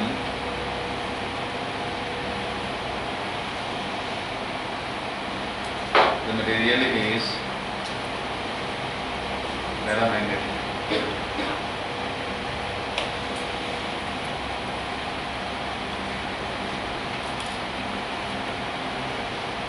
इसका value में susceptibility ले सकते हैं 0.1, 0.2, 0.3,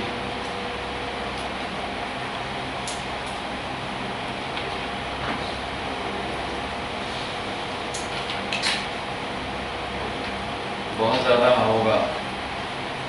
for example उसका susceptibility value 20 हो जाए, 30 हो जाए, 40 हो जाए,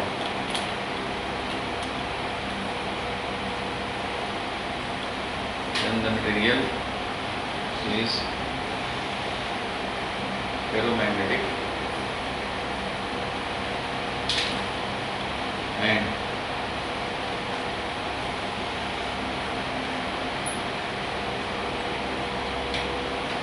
magnetization strongly supports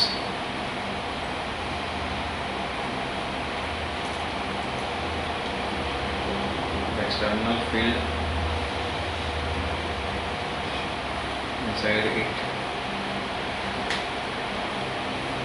नाम सुना होगा डोमेन्स होते हैं इसमें, नाम सुना है? डोमेन्स एलाइनमेंट्स, और अंदर का फील्ड हो जाएगा net field very very greater than V not.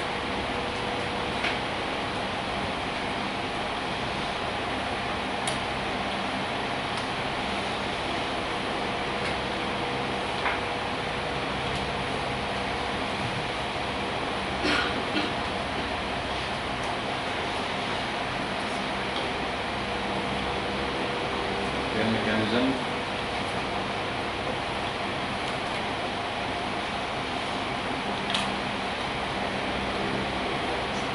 inside the material,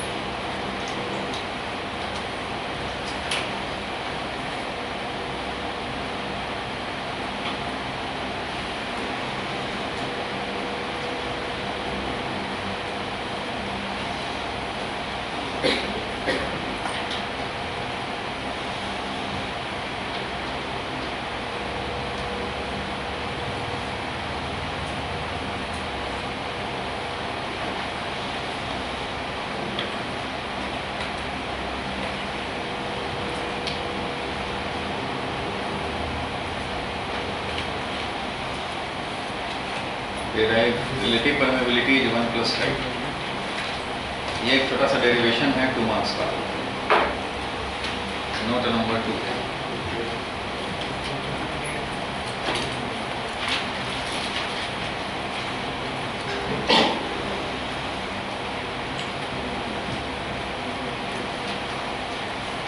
लिख लिए ना भाई, पॉजिटिव हो सकता है, नेगेटिव हो सकता है, और वेरी लार्ज पॉजिटिव हो सकता है, डिपेंडिंग ऑन किस टाइप का मटेरियल है, कौन मैकेनिज्म हो रहा है।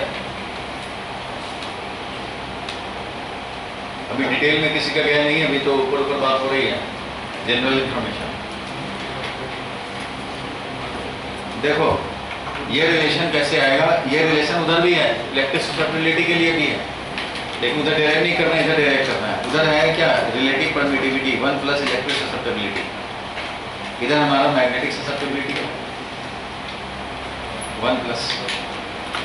ठीक है, कैसे वो जरा समझो, इसका डेरिवेशन जानते हैं, इसलिए ये आ सकता है 2 मार्क्स का। हमने क्या किया, मैग्नेटिक फील्ड अप्लाई किया।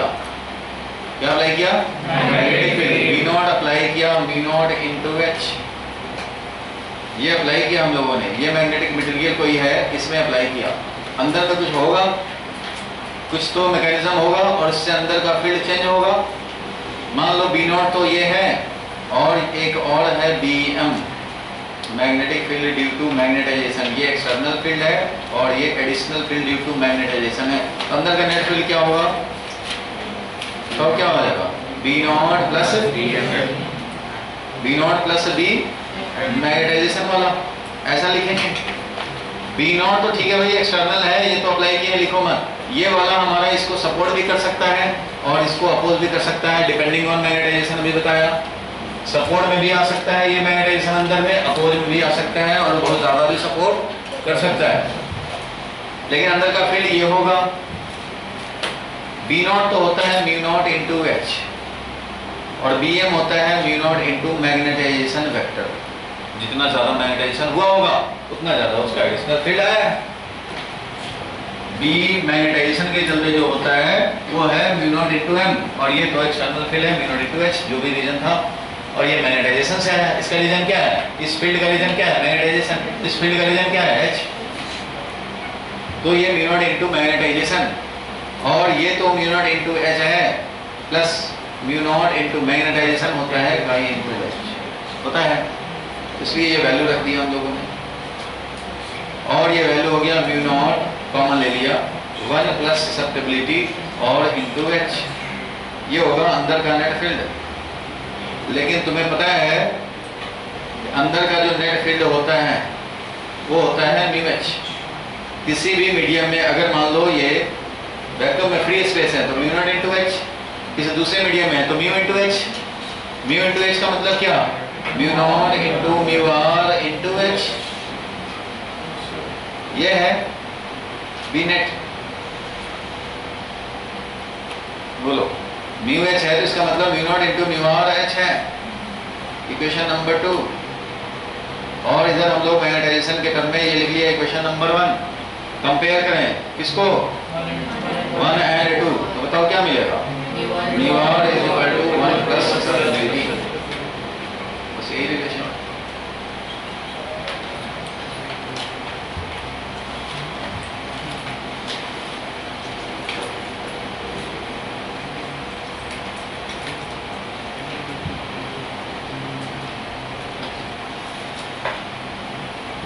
कंप्लीट कर लें, डाउट है इसमें शिवम,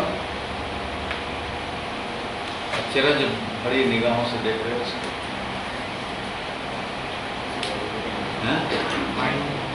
माइंड में घूम रहा है उसका, ठीक है घुमा लो में।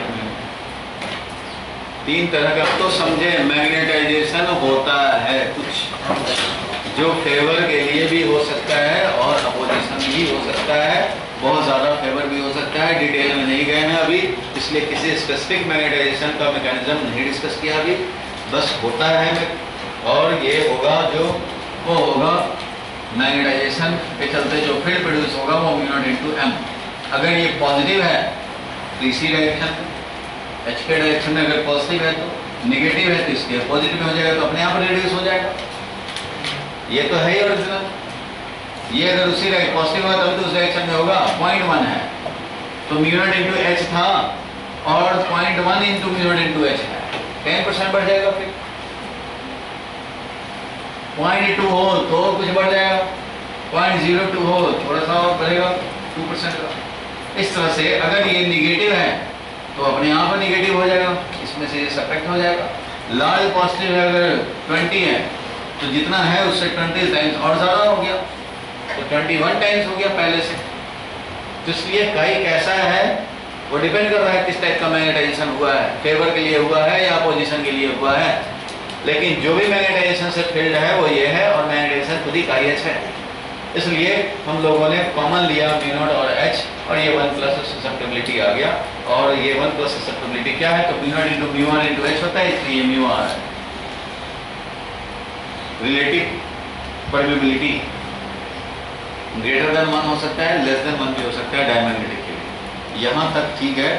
अब क्या करेंगे, तो इसके आगे का मैं ये देखो यहीं पे लिखा हुआ है 17 number, derive relation and explain.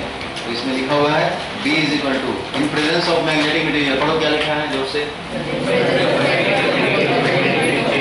Changes from B naught to B where B is equal to mu R into B naught. ये इसको समझने की कोशिश करो, क्योंकि B हो गया देखो mu R into B naught, मतलब क्या, mu naught H. B naught मतलब क्या, म्यू नॉट एच, यही तो होता है,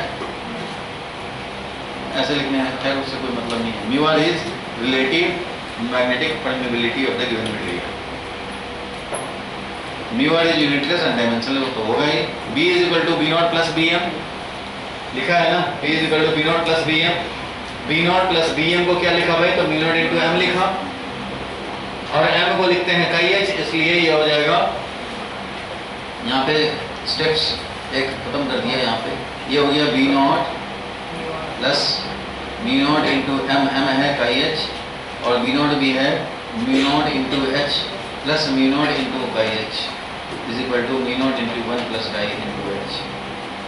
और यहाँ से हम लोग कंपेयर कर सकते हैं, रिलेटिव परमेबिलिटी 1 प्लस ससेप्टिबिलिटी मिल गया, ठीक है। Mu naught into mu R is mu is absolute magnetic permeability of the given material, ठीक है। Mu naught into mu R mu होता है, वो तो हम लोगों ने लेफ्ट हैंड साइड में डिराइव कर लिया है, इसलिए ये सब तो करेक्शन करते हैं। याद रखना ये 1 प्लस ससेप्टिबिलिटी हो गया। म्यू का value mu naught into mu R, यानी mu naught into 1 plus susceptibility.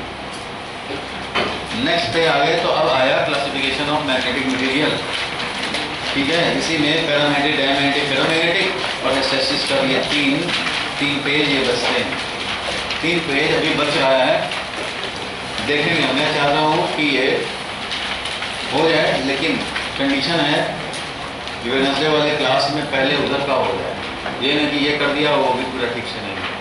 इसलिए अभी मैं कुछ क्वेश्चन प्रैक्टिस करूँगा, इस पर तभी हाथ डालूंगा वेडनेसडे वाले इवनिंग क्लास में, अगर ये टाइम बचा तो, नहीं तो ये रह जाएगा। पेज नंबर 40 निकालो, कुछ डाउट्स हैं कमेंट? पेज नंबर 40 में क्वेश्चन नंबर 7, पेज नंबर 40 में होमवर्क दिया था, क्वेश्चन नंबर 7 देखो, बड़ो जोर से क्या लिखा है?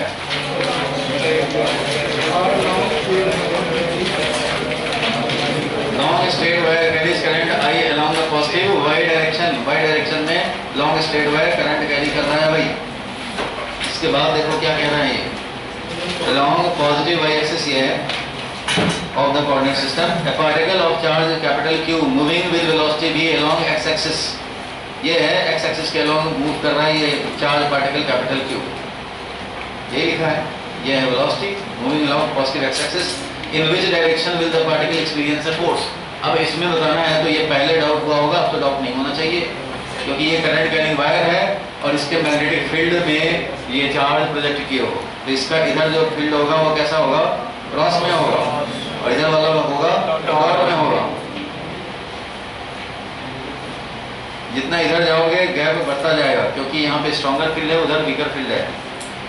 जो वायर के पास होता है याद होगा, मैग्नेटिक फील्ड जो होता है वायर के पास होता है म्यू नॉट आई अपॉन 2 पाई डी, ये 2 पाई आर होता है। साइन 90 प्लस साइन 90 करोगे ना लॉन्ग वायर है तो 2 हो जाएगा, 2 से ये 4 वाला कैंसिल होगा, mu naught I by 2 pi R ये होता है। ये फील्ड हमारा इस तरह से रिड्यूस होता है दोनों साइड। खैर फील्ड रिडक्शन का मामला यहाँ नहीं है, हम लोगों को देखना है फोर्स। तो मैग्नेटिक फील्ड क्रॉस डायरेक्शन में वैल्यू ऐसे डिक्रीज हो रहा है, value inversely proportional to R है, जैसे जैसे सेपरेशन रहोगे वैसे वैसे कम होता जाएगा। ठीक है यहाँ तक।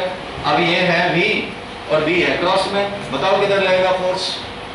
ये V है, ये B है, V क्रॉस B किधर लगेगा? Upward force. पॉजिटिव चार्ज है तो अपवर्ड फोर्स लगेगा, नेगेटिव चार्ज है तो डाउनवर्ड फोर्स लगेगा, क्योंकि V cross B upward direction में है। इधर आया V क्रॉस B, अगर पॉजिटिव है तो इधर फोर्स लगेगा, मींस ये वेलोसिटी ऐसे डिफ्लेक्ट होगा पॉजिटिव के केस में, और ये इधर डिफ्लेक्ट होगा निगेटिव के केस में, क्योंकि फोर्स डाउनवर्ड लग जाएगा। अपवर्ड लग रहा है तो उधर जाने की कोशिश करेगा, डाउनवर्ड है तो इधर जाने की कोशिश करेगा। इट मींस इस पे जो फोर्स लगेगा वो डाउनवर्ड डायरेक्शन में लगेगा, नेगेटिव होने पे अपवर्ड डायरेक्शन में लगेगा पॉजिटिव डायरेक्शन। ये हो जाएगा इसका आंसर।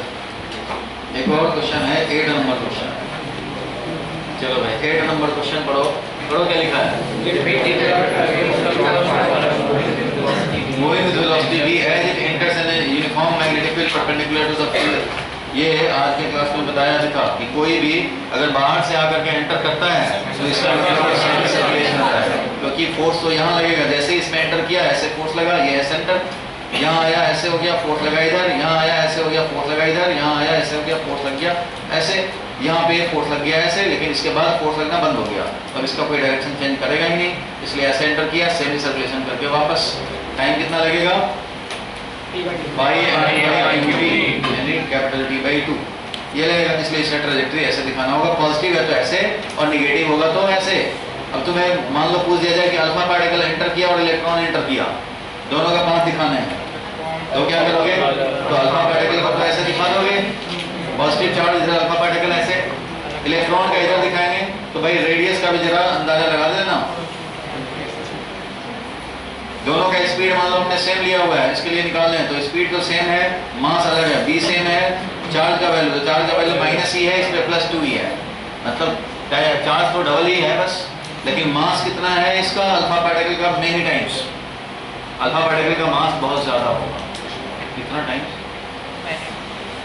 मास ऑफ प्रोटॉन होता है 1837 टाइम्स मास ऑफ इलेक्ट्रॉन, और mass of alpha particle 4 times mass of proton है, इसलिए 4 × 1837 टाइम्स मास ऑफ इलेक्ट्रॉन होगा। सोचो इतना ज़्यादा, तो मास का वेरिएशन, मास का डिफरेंस डोमिनेंट है, इसलिए मास जो कहेगा उस हिसाब से रेडियस होगा। मास इसका बहुत ज़्यादा है, किसका? अल्फा पार्टिकल है, इसलिए इसका रेडियस ज़्यादा है और इलेक्ट्रॉन का रेडियस स्मॉल होगा, ऐसे बन जाएगा।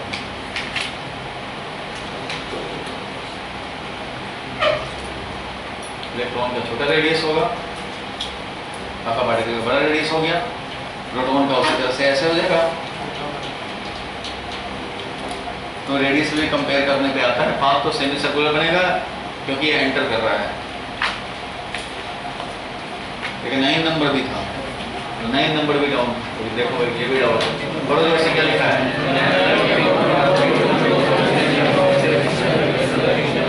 Enter the reason of magnetic field directed perpendicular to their direction of, ठीक है, of momentum. What will be the ratio of circular path described by them. Circular path का रेशियो मतलब radius का ratio निकालना है, ठीक है। रेडियस क्या होता है, mv बाई क्यूबी, यानी मोमेंटम अपॉन क्यूबी। हमें मीन्स क्या, मोमेंटम ऑफ क्यूबी, मोमेंटम और क्यूबी है तो मोमेंटम बोल रहा है सबका सेम है, प्रोटॉन है, ड्यूटेरॉन है और ये जो है मोमेंटम सेम है, ठीक है, मैग्नेटिक फील्ड में है। तो रेशियो ऑफ सर्कुलर पाथ, तो भाई अब क्यू ही तो देखना है बस, मोमेंटम तो सेम ही है क्यू और बी। तो बताओ प्रोटॉन पे और ड्यूटेरॉन पे चार्ज का क्या होता है, चार्ज प्रोटॉन पे प्लस ई, ड्यूटेरॉन पे प्लस ई रहता है ना कि 2e प्लस ई रहता है। मास डबल होता है, मास डबल, प्रोटॉन पे प्रोटॉन का मास है और ड्यूटेरॉन पे डबल मास है, बट चार्ज तो वही रहता है, इसलिए वही रहेगा। तो रेडियस का रेशियो बना जाएगा। ड्यूटेरॉन को डबल मास होता है, चार्ज वही। और उसके बाद 9 नंबर के बाद है कि 11 नंबर, देखो 11 number, beam of alpha particle projected along x axis. Beam of alpha particle है प्रोजेक्टेड किया है एक्स एक्सिस, ऊपर दिखाया हुआ है यहाँ पे, तो ठीक है भाई, एक्स एक्सिस के अलोंग प्रोजेक्ट कर दिया। एक्सपीरियंस है force due to magnetic force, magnetic field along Y axis, force लग रहा है अलोंग वाई एक्सिस, ये है वेलोसिटी और फोर्स लग रहा है ऐसे अल्फा पार्टिकल को। What is the direction of magnetic field, बताओ भाई, डायरेक्शन ऑफ मैग्नेटिक फील्ड किधर होगा, जो ये वेलोसिटी है तो बी किधर होगा कि फोर्स इधर लगे, तो Q into V cross B होता है फोर्स। अल्फा पार्टिकल तो पॉजिटिव चार्ज है, V ये है अपवर्ड में, इस तरह से वेलोसिटी है। अब कौन होगा z डायरेक्शन में, y डायरेक्शन में, इधर फोर्स मिल जाए, इस z डायरेक्शन इधर, x y और ये z ऐसे लिखा हुआ है। तो ये V है, हमें चाहिए फोर्स इस डायरेक्शन में, तो ये V क्रॉस B होना चाहिए। ये V है, ये V रहेगा ऐसे, तभी तो इधर आएगा, इसलिए इस डायरेक्शन में होना चाहिए। V ऐसे है, V ऐसे होगा तभी तो V क्रॉस B करेंगे तो इस डायरेक्शन में मिलेगा हमें तो इस डायरेक्शन में यही y है। जो जनरली हम लोग का z एक्सिस होता है वो यहाँ y बनाया हुआ है, ये z एक्सिस बनाया हुआ है, ये x एक्सिस बनाया हुआ है। तो ठीक है भाई, x y तो ये z, ठीक है, I क्रॉस A इसके ऐसा कर सकते हैं। तो V इधर है ऐसे, अपवर्ड में V है, और B हम लोग इधर रखेंगे तभी V क्रॉस B ऐसे होगा। V अगर इधर रखोगे, B इधर हो तो V क्रॉस B उधर हो जाएगा। हमें तो इधर फोर्स चाहिए, तो इसलिए V, तो ये V क्रॉस B ऐसे फोर्स मिलेगा हमें इस डायरेक्शन में, यानी y एक्सिस की डायरेक्शन में। तो फील्ड किधर होना चाहिए, नेगेटिव z डायरेक्शन। कैलकुलेट कर लेंगे, नेगेटिव z डायरेक्शन में बता देंगे, B होना चाहिए इधर, तो V क्रॉस B मिल जाएगा। 14 नंबर क्वेश्चन देखो, right an expression for Laurent magnetic force of particular QV so that no work done is on this force charge particle। Magnetic Lorentz force चाहिए, तो मैग्नेटिक लॉरेंस फोर्स क्या होता है, Q into V cross B, यही होता है। And so that no work is done, तो भाई ये वर्क तो करेगा ही नहीं, क्योंकि force is perpendicular to velocity. Force जब परपेंडिकुलर टू वेलोसिटी है, इसका मतलब फोर्स परपेंडिकुलर टू डिस्प्लेसमेंट है, क्योंकि डिस्प्लेसमेंट का डायरेक्शन फोर्स का डायरेक्शन में, और वर्क डन क्या होता है, फोर्स डॉट डिस्प्लेसमेंट। इसलिए परपेंडिकुलर होने से वर्क डन ही जीरो है, वर्क डन जीरो है, इसलिए वर्क नहीं कर पाएगा, काइनेटिक एनर्जी में चेंज नहीं कर पाएगा। मैग्नेटिक फोर्स हमेशा परपेंडिकुलर होता है डिस्प्लेसमेंट, इसलिए वर्क नहीं करता है। एक इसमें क्लू पॉइंट है, क्लू पॉइंट कि अगर मैग्नेटिक फोर्स वर्क नहीं कर सकता तो इसका मतलब मैग्नेटिक फील्ड में, मैग्नेटिक फील्ड जो फोर्स लगा रहा है वो वर्क नहीं कर सकता, तो मैग्नेटिक फील्ड में कोई एनर्जी नहीं। कमेंट करना, मैग्नेटिक फील्ड, मैग्नेटिक किसी चार्ज पे फोर्स लगा करके मैग्नेटिक फोर्स कभी वर्क कर ही नहीं सकता, क्योंकि मैग्नेटिक फोर्स हमेशा वेलोसिटी के परपेंडिकुलर है, चाहे वेलोसिटी किधर भी रहे, वेलोसिटी कैसे भी रहे, अगर फोर्स लगेगा मैग्नेटिक तो वो होगा परपेंडिकुलर टू वेलोसिटी, क्योंकि v क्रॉस b है, v से परपेंडिकुलर ही लगने हैं, छोटा लगे फोर्स, बड़ा लगे फोर्स, कैसा भी लगे फोर्स लगेगा तो वेलोसिटी के परपेंडिकुलर, और वेलोसिटी के डायरेक्शन में होगा डिस्प्लेसमेंट। सो डिस्प्लेसमेंट के perpendicular means no work done. तो मैग्नेटिक फोर्स कभी भी वर्क नहीं कर सकता चांद पे, इसका मतलब मैग्नेटिक फील्ड में एनर्जी नहीं है, वर्क करने का कैपेसिटी नहीं। कमेंट करना क्या ये ट्रू है? इलेक्ट्रिक फोर्स वर्क कर सकता है, फोर्स लगाया वर्क किया, मैग्नेटिक फोर्स लग तो रहा है लेकिन ये वर्क नहीं कर रहा, डायरेक्शन चेंज करने में लगा हुआ है, स्पीड चेंज ही नहीं करता, काइनेटिक एनर्जी चेंज करता ही नहीं है, वर्क करता ही नहीं है। तो वर्क नहीं कर सकता, ये नहीं कर रहा है, तो इस कंडीशन में इसमें एनर्जी मानना कि मैग्नेटिक फील्ड में एनर्जी है, ग्रेविटेशनल फील्ड में एनर्जी है, वर्क कर सकता है, इलेक्ट्रिक फील्ड में एनर्जी है, फोर्स लगा के डिस्प्लेस भी कर सकता है, वर्क कर सकता है, इधर तो हमारा वर्क ही नहीं कर सकता। तो मैग्नेटिक फील्ड में एनर्जी होता है या नहीं? मैग्नेटिक फील्ड में एनर्जी होता है, वर्क करने का कैपेसिटी भी होता है, तुम चांस दोगे तो वर्क करेगा, नहीं दोगे तो नहीं वर्क करेगा। अब ग्रेविटी फोर्स में तो वर्क करने का टेंडेंसी होता है, लेकिन इस रिमोट को पकड़ के रखेंगे और बोलेंगे ग्रेविटी फोर्स लग रहा है, वर्क ही नहीं कर रहा है, देखो डिस्प्लेस ही नहीं कर पा रहा है, फोर्स लग रहा है, वर्क ही नहीं कर पा रहा, तो भाई चांस दोगे तब तो वर्क करेगा, छोड़ दो इसको, देखो वर्क करके तुम्हारा काइनेटिक एनर्जी भी प्रोवाइड करा देगा, छोड़ेंगे तो मौका मिलेगा तो वर्क कर पाएगा। वैसे ही मैग्नेटिक फोर्स है, चार्ज अगर मूव कराओगे तो उस पर नहीं वर्क कर सकता है, मैग्नेट रख के देख लो, मैग्नेट को घुमा देगा, घुमा के वर्क कर देगा उसको, चार्ज पे नहीं कर सकता, वो उसका कंडीशन नहीं, उसका नेचर है कि उस पर नहीं वर्क करता, दूसरे चीज पे कर सकता है वर्क। वही मूविंग चार्ज का करंट करेंगे, कॉइल बना दो, कॉइल में ये M क्रॉस B लगा के टॉर्क लगा के घुमा देगा, इसको स्टेबल इक्विलिब्रियम में ला के रख देगा। इसलिए मूविंग चार्ज पे वर्क नहीं कर सकता है, दूसरे चीज पे तो वर्क कर ही सकता है, मैग्नेट पे कर सकता है वर्क, चार्ज का हम लोग करंट बना दें उस पर वर्क कर सकता है, फोर्स लगा सकता है, टॉर्क लगा के डिफ्लेक्ट करा सकता है, वर्क कर तो रहा है, काइनेटिक एनर्जी नहीं चेंज कर पाएगा, मूविंग चार्ज पे वर्क नहीं कर पाएगा। समझ गए?